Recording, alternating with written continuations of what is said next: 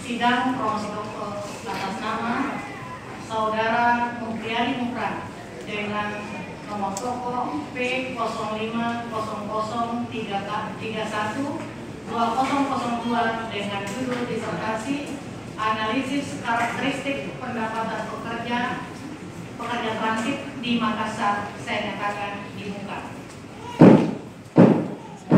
Kita dari Saudara Mukran Mukriani Mukran, silakan.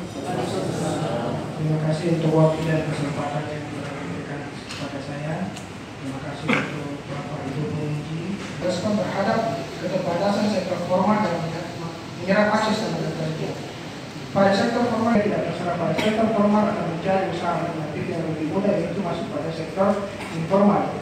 Menurut data dari Badan Pusat Statistik 2017 dan kami tidak tampilkan, tapi terjadi penurunan jumlah pengangguran dan meningkatnya angkatan kerja karena geliat lapangan kerja di sektor informal.